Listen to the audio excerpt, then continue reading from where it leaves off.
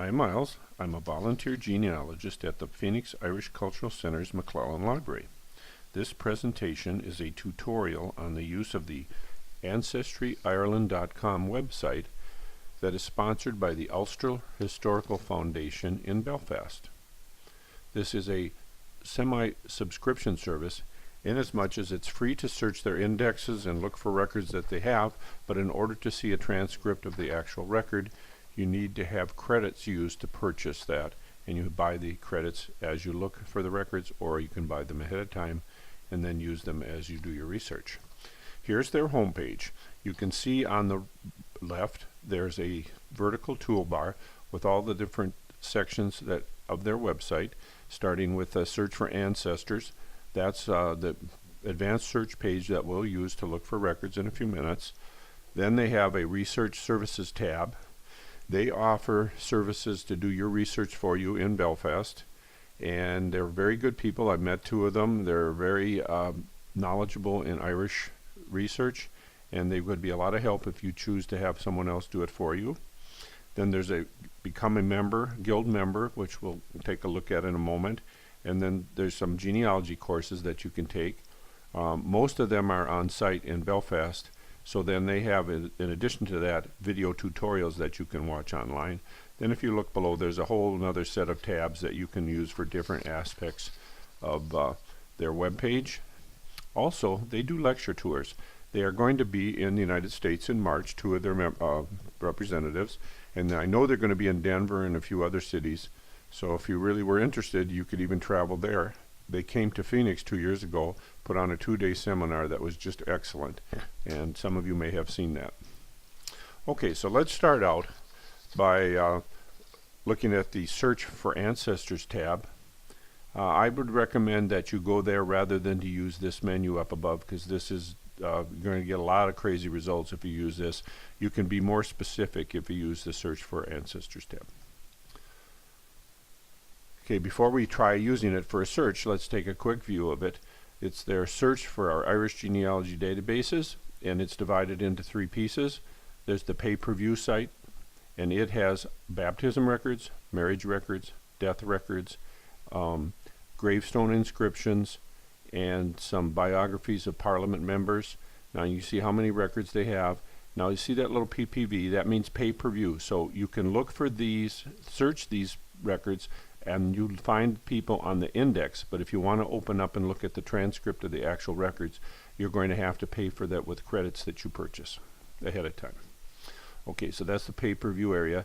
Then they have a free area, and like I said, if you just go online and register, you can access this for free. It's Graveyards in Ulster. They have 1,200 and some records. There's a members research area.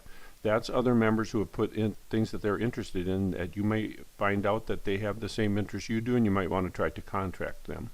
And you can do so through the guild. Then there's a distribution of surnames in Ireland, 1890, a special report that was done. There's some more parliamentary information, election results, and statutes passed. For those of you doing a history or writing up a complicated family history and you want to know what was happening at various times in your ancestors' history, you could use information from these tabs. Then at the bottom there's a members only site, and you have to be a guild member and join to use this, and there's just about 30 or 40 different topics. Here's Milltown Cemetery in Belfast, agricultural census of County Down, and you go down the list. There's a quite extensive list, and it tells you over here on the right how many records there are. And as I said, you need to join and become a guild member to use that. Okay, so let's go back to the home page. And the next tab we see is Research Services. They will offer to do your research for you for a fee. And they're very good people. I've met 2 of them. And as I said, they were in Phoenix 2 years ago and taught a class, and it was very interesting, and they did a very good job. So these people would be great. If you can't do it yourself, they'd be happy to help you. The next tab is the Become a Guild Member tab, and let's open up that and have a look. And here's some of the membership benefits. If you're a member, you can download a transcript of a birth, marriage, or death record for 2 credits. If you're just a general user, it will be 4 credits, so it costs you twice as much.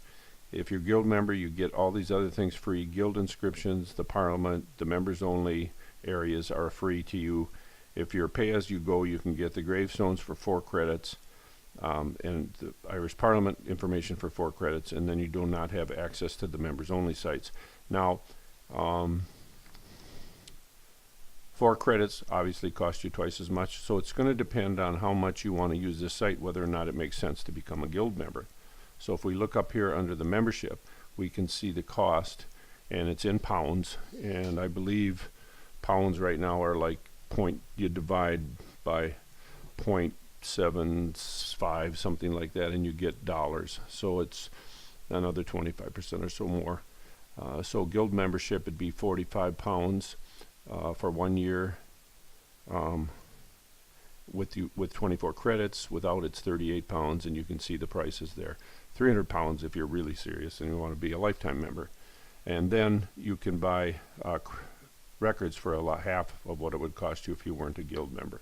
So you need to make a decision on how much you would use this site to decide if it's worth your while to become a guild member. And there's other benefits, discounts on books, publishing your research interests so that you can see whatever you have compared to other people, and some other publications. So please review this site if you're or this page if you're interested in becoming a guild member. They also, let's go back to the home page. They also offer genealogy courses. Most of those are on site in Belfast, so you'd need to be there. But if you can't do that, they do have video tutorials that are online, and I believe they're free. So you could do a look at those, and they'd be very helpful. Then there's a whole list of other things, tabs for gift certificates, conferences they have, lecture tours. They're going to be in the United States in March, and I know one of the sites is Denver. So if you were really interested, you could go visit them in Denver sometime in March, and just click there. It would take you to the page for that. And they have some photo gallery, and like most websites, they have an online store. And then here's a place where you can buy credits. You can also wait to buy credits until you find the record that you want, and then you can do it right there. And you can decide if you just want to buy 2 credits, 4 credits, or whatever. Or you can buy a lot of them and have them available for while you're doing your research. Okay, so let's go back to the home page, because that's where we generally start. And we're going to now search for ancestors. And I said, you know, you could start up here, but you're going to get a whole hodgepodge and general list of things. So why don't we go to the search for ancestor tab in the toolbar, and then we can pick exactly what we want to search for. So let's start with birth, baptism records. And this is going to be someone who was in County Armagh. And even though it says Antrim and down here, there are a lot of other records in that database as well. So I've already searched for these people, so you can see the names pop up right away. So I'm going to search for John McSherry. And I know that he was born about 1825. And so because I'm a member, if I get a birth record for him, it's going to cost 2 credits. Okay, so let's do a search. And sure enough, there's John. And it's faded because I've already done it. And as you can see, I don't have to buy credits because I've already looked at him once, and they save that in your once you register. That's why you want to make sure you register, because you can do this without registering, but then they won't be able to save the records. So if you want to go back and look at them again, if you forget them or lose something. So I'm going to hit the view, and it will take us to an abstract of the birth record of John McSherry. So here we see John McSherry, born in 1825, Father Edward in County Armagh, and we get Shankill Parish. His address I know was Lurgan, and he was in the Craigavon part of Lurgan, and he was born or baptized on July 7th, 1825. They put both the same, so I doubt he was baptized on the same day. So one of those is his birth, or that's either his birth or his baptism date. And his father was Edward McSherry, his mother was Anne Blaney, and they have witnesses, Owen McCann and Mary Donnelly. And I happen to know Owen was a neighbor, so that's important because Owen shows up on other records. And if you were going to try to find things about Edward McSherry, you might search on Owen McCann and find Edward by going through the back door. So anyway, that is a baptism birth record, church record. So let's go back to the Search for Ancestors tab and try another search, and this time I'm going to search for Terence McSherry, and he happens to be grandson of John and a great-grandson of Edward, and I know he was born in 1883, and that's all I need because I know I've got enough information. I could have put his parents' names if all that. I happen to know what those are as well, but I don't need to in this case, and so to save time we'll just go straight to the search. And here's Terence, and as you can see, it's not asking me to buy credits or do anything. I can already view it because I paid for it already the last time I looked when I was practicing for this tutorial. So we'll click on that, and we find his church baptism record, Shankill Parish, Edward Street in Lurgan, same as John, even though it's almost 50 years later. And his father's name was Terence McSherry, and his mother's Mary Quayle, and he has witnesses John McSherry and Mary McSherry. So